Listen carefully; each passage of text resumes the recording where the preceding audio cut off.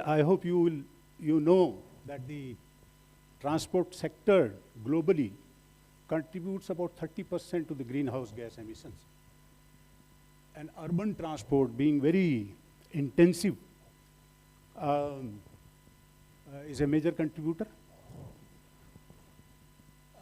Railways metro system are very environmental friendly because of very high carrying capacity, which occupy very little space in the city. It emits only 1/5 of greenhouse gas emission as compared to the road transport, and consumes 1/6 of energy. If you compare it with the AC bus, or 1/22 of that of a personalized car.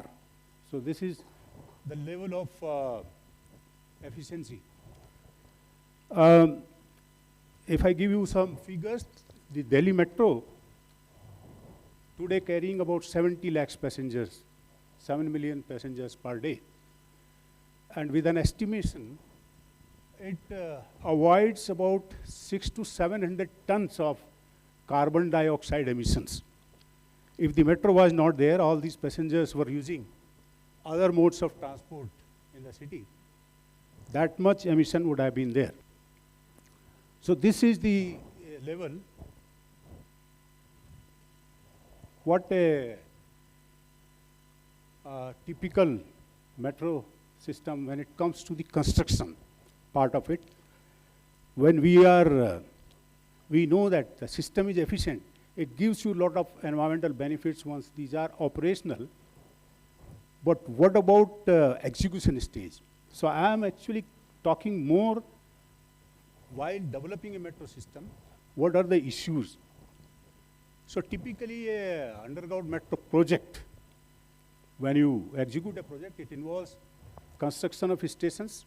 I am talking more about the underground because the underground has huge impact actually. Then the tunnels connecting the stations, overground structures to support and house the facilities, the supporting facilities like tunnel ventilation, air conditioning, entry-exit structures, and all other supporting structures. And then the depot where the trains are maintained, stabled, workshops, and other facilities. Now, what are the issues involved? A typical underground station involves about excavation of about 1 lakh cubic meter of the earth. So this is required to be transported somewhere, dumped, and part of it is to be brought back for backfilling. Similarly, a typical station, metro station, will involve huge cement consumption. During the peak activity of a metro development in Delhi, the consumption of cement was 80,000 tons cement per month. You can imagine. And then the corresponding figure of steel and other materials, sand, aggregate.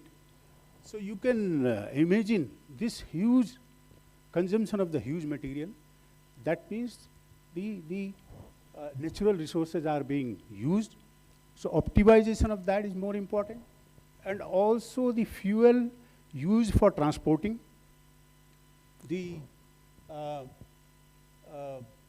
consumption of fuel. So any optimization, any improvement in the technology, this will help in mitigation measures. Then you have, when you do the work on the road, the traffic diversions, the restrictions will cause ineffective traffic and will cause more consumption of fuel, noise of the equipments working in the area, vibrations due to the construction. It will affect the population, affect the activities. occupation of public space. These are some of the issues. Transportation and disposal of excavated material. The construction dewatering, when you excavate to deep up to 20-meter depth, the groundwater will seep into that, and then you have to pump it out. This will involve in lowering of water table. This will affect vegetation as well as the buildings by the side. Cutting of trees or transplanting the trees. Dust will be formed, so the control of dust will be another issue. The settlement of ground, therefore safety of the adjacent structures.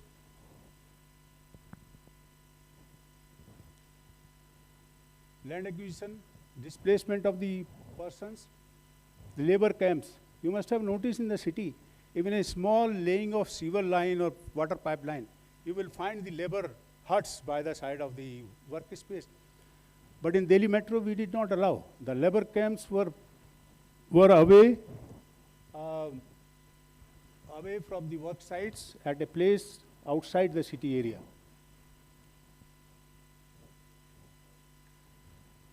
So how all this can be taken care of? So fundamentally, selecting a proper technology, like sealed tunnel boring machines. I'll show you a picture of sealed tunnel boring machine. The biggest problem of any underground construction is the volume of earth, and also the effect due to the construction on the adjacent structures, the settlement of the soil by the side of your excavation. So a typically underground metro station, as I mentioned, is an inverted double-story building. So if I have to construct such a structure in a jungle, in a non-populated area, it's very easy. You excavate with side slope, the stable side slope, construct the structure and backfill it. But that luxury is not there in the city area. So what you have to do? You have to create this excavation, create the supporting structures first before doing the construction. I will show some photographs. You have to prepare detailed environmental management plan. This I was just explaining. The typically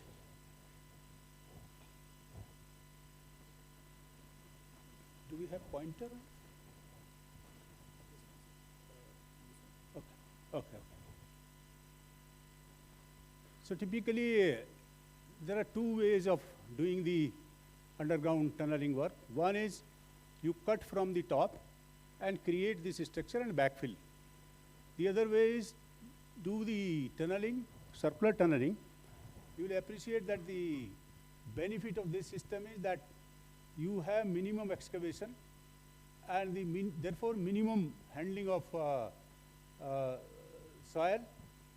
While in this case, you have to excavate right from top, occupy this space, have the disruption to the traffic and all sorts of problem, and then excavate right up to the bottom, construct this structure and backfill this.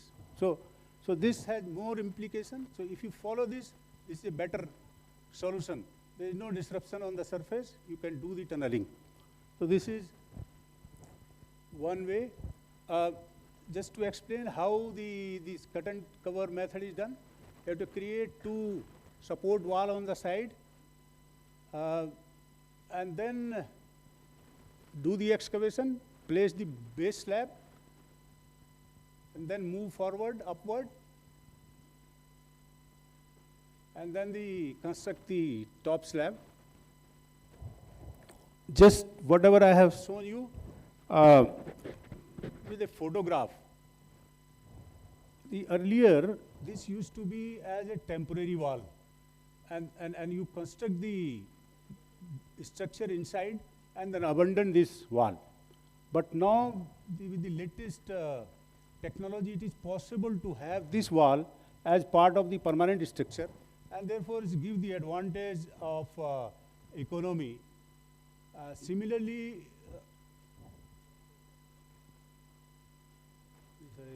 This is the seal tunnel boring machine. To do the horizontal boring without affecting on the surface, you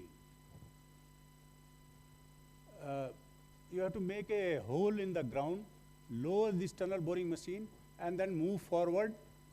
This machine moves in steps of 1 meter. Excavate the soil. The soil is transported back, taken out, and simultaneously these segments are placed in position to create a ring so that the tunnel is supported fully. And this is how you get the tunnel, completed tunnel when you move forward. So this machine has got tremendous advantage. It doesn't affect the surface. It doesn't cause any settlement or cause any safety hazard at the surface level. This is the front of that machine. It just bores through the ground and create a circular hole, and behind that you complete the tunnel.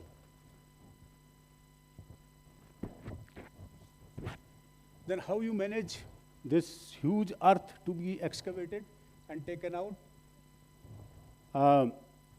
Then the entire operation of transporting this muck is done during night time, is taken in the covered truck so that the earth is not spilled onto the road and doesn't cause any dust formation onto the road. The tires are washed.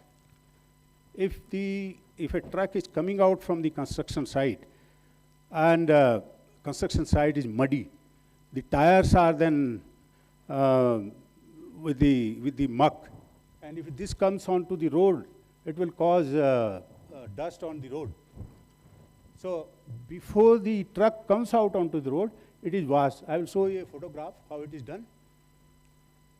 Barricading the work sites completely so that there is a discipline, and the entire operation is confined to the work site. No material is spilled onto the road and doesn't cause any safety hazard.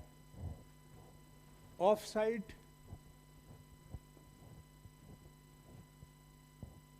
there is some problem.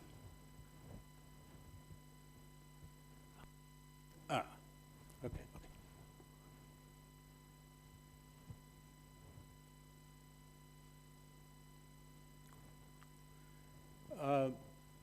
Off-site work, the major works are done off the site, outside the city, like casting of those segments, and then transported during night time to the work site so that the disruption to the traffic during the daytime is minimized. Groundwater, when we pump it out, because you have to create the work space inside the excavation in such a way that the labor can work there, you can do the concreting and reinforcement work. So the water is required to be pumped out. And that is very detrimental for the lowering of groundwater.